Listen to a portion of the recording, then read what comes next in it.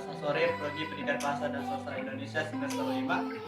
Baik, di sini saya akan mewawancarai salah satu dosen di PGRI Pontianak. Ini adalah salah satu tugas untuk menguni mata kuliah jurnalistik yang diampu oleh Bapak Muhammad Jikri Wiguna Magister Pendidikan.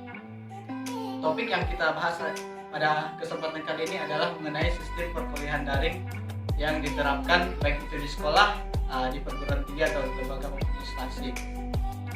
Kita sudah kedatangan narasumber yang luar biasa. Nama Bapak adalah Bapak Dr.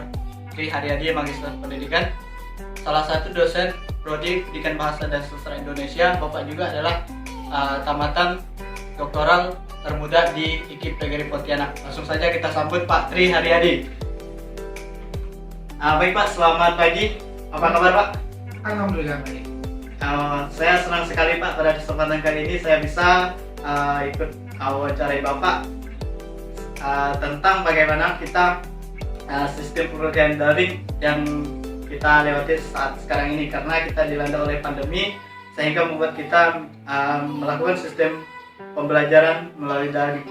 Ya, memang kita sudah dimasuk di era 4.0 ya Pak. Kesempatan kali ini Pak, saya ingin menanyakan apakah sistem daring ini efektif untuk pembelajaran untuk saat ini? Baik, jika kita kaji dari tingkat efektivitas, tergantung dari dosennya, tergantung dari gurunya, tergantung juga dari mahasiswa maupun siswanya. Jika bisa memilih dengan tepat, baik itu medianya, baik itu modelnya, dan perangkat pembelajaran yang tentunya yang inovatif, yang sesuai dengan sikon dari COVID-19 itu sendiri. Jadi tidak bisa saya katakan efektif atau tidak, tapi disesuaikan dari atau tergantung dari dosen maupun guru itu sendiri. Ya Pak, berarti disesuaikan atau penyesuaian seperti itu ya Pak? Iya. Pak, jika pun efektif, apa penyesuaian dan kiat untuk mahasiswa untuk menghadapi situasi seperti ini Pak?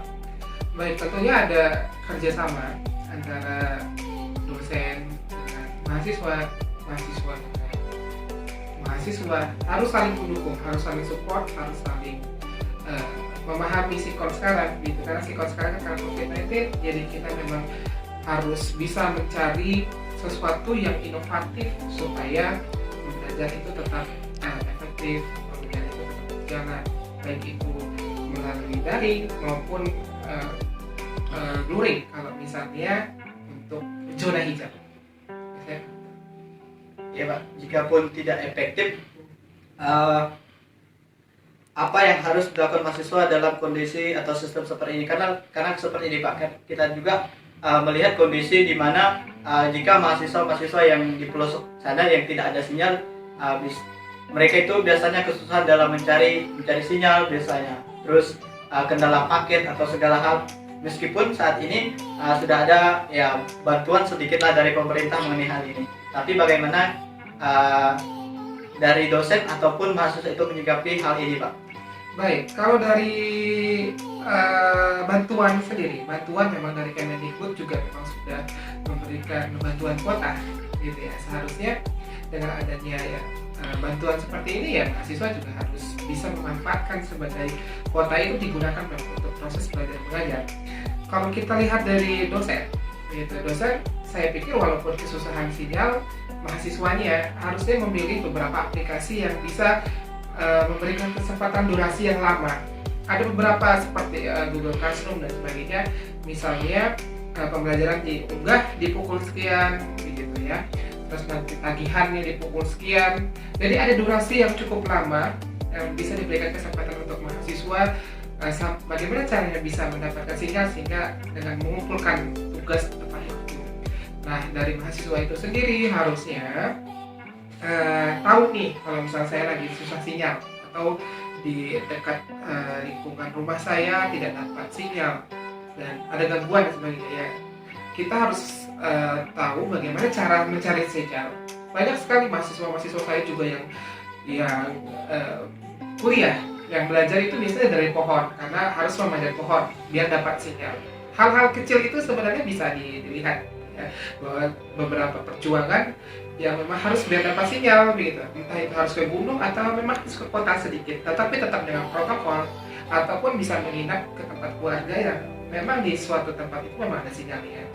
Jadi ya saya pikir banyak hal yang harus dilihat gitu, baik itu dari dosennya, baik itu dari mahasiswanya, dan syukurnya dan alhamdulillahnya dapat bantuan juga dari Kemendikbud, mempermudah sekali saya pikir ya.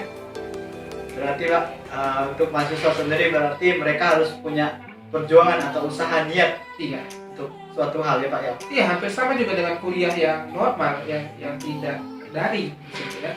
Ya pergi bangun pagi terus pergi ke kampus ya kan, itu juga perjuangan. Banyak sekali mahasiswa yang susah bangun awal atau bangun pagi. Ya hampir sama kalau kasusnya daring ya harus cari sinyal, harus ini itu begitu, harus pintar, harus cerdas untuk bisa bertahan hidup. Yang penting niat ya. Ya. Saya hari ini ada kuliah, saya hari ini ada mata pelajaran, saya memang mau belajar, ya pasti saya pikir apapun usahanya akan didatangi, akan diusahakan. Ya Pak, pasti dimudahkan ya Pak ya. Ya. Bagaimana strategi Bapak untuk saat ini Pak, untuk sistem pembelajarannya? Karena kan misalnya kita gunakan Zoom ya, masih ada mahasiswa pun yang tidak menghidupkan kamera seperti itu Pak. Ya. Bagaimana Bapak menyikapi hal tersebut? Baik, saya tipe dosen yang tidak menyukai apabila kita belajar melalui via Zoom gitu ya. Tidak menyukai kalau misalnya tidak menyalakan kamera. Tapi jika ada yang misalnya kameranya rusak ataupun ada masalah di kamera atau di videonya, ya paling tidak konfirmasi dan segera untuk memperbaikinya.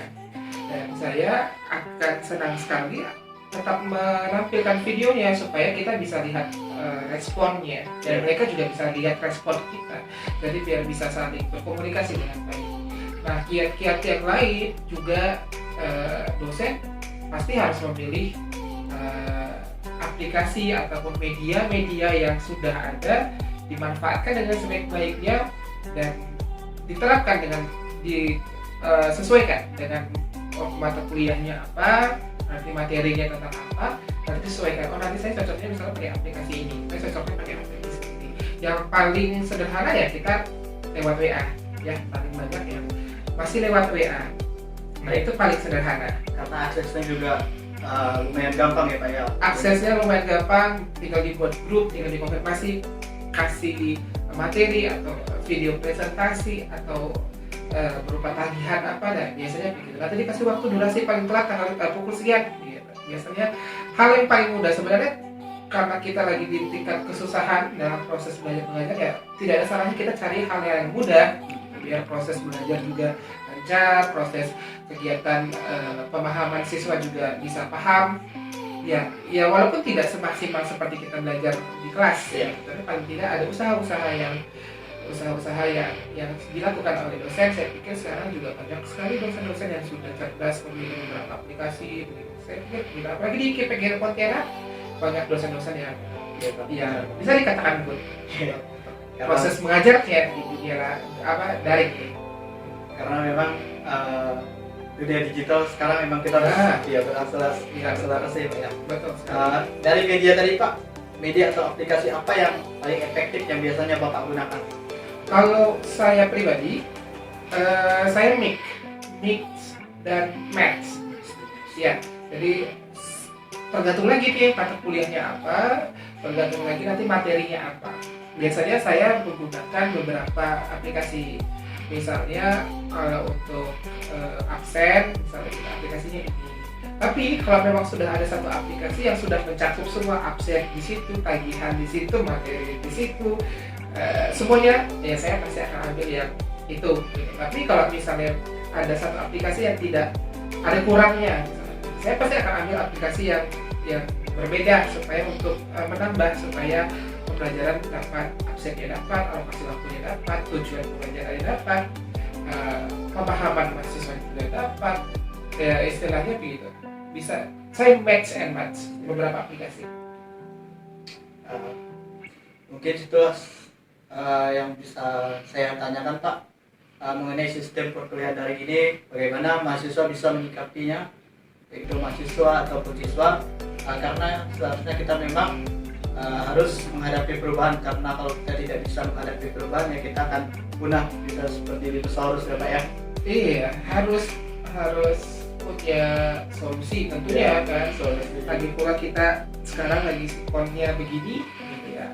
Kita harus mulai cari cara bagaimana bisa efektif walaupun dengan berbagai cara. Harus lebih inovatif, harus lebih bekerja keras, harus ada usaha. Dan saya pikir juga pemerintah sudah banyak memberikan informasi ataupun pelatihan diklat mengenai pembelajaran khususnya pembelajaran bahasa Indonesia, misalnya menggunakan sistem media sosialnya atau konten dan sebagainya. banyak sekali sekarang ya. Baik Pak, terima kasih atas waktu dan tempatnya telah bersedia untuk saya wawancarai. Baiklah, sejak tahun 2020 bulan April, Indonesia mulai dilanda pandemi COVID-19 hingga saat ini belum juga berakhir, sehingga semuanya harus dikerjakan dari rumah, berdoa dari rumah, beribadah dari rumah, bekerja dari rumah, hingga viral waktu itu adalah hashtag di rumah saja. Ada satu juga hashtag yang berhubungan dengan Hari Guru Nasional kemarin yang HGN yang ke-75, bahwa ada hashtag guru menolak menyerah karena corona. Iya Pak. Itu yang paling penting. Oh ya, selain dunia kesehatan, guru juga turut berpartisipasi. Iya, guru juga dengan hashtagnya. Iya, ada hashtagnya. Hashtagnya guru menolak menyerah karena corona. Ya, begitu. Guru menolak menyerah karena corona. Oke, baiklah teman-teman semuanya, mungkin cukup sekian bincang-bincang kita pada pagi ini. Saya ucapkan banyak terima kasih untuk Pak Tri atas waktunya, dan selamat pagi, salam sejahtera untuk kita semua. Salam sehat, selalu jaga kesehatan, selalu patuhi protokol kesehatan.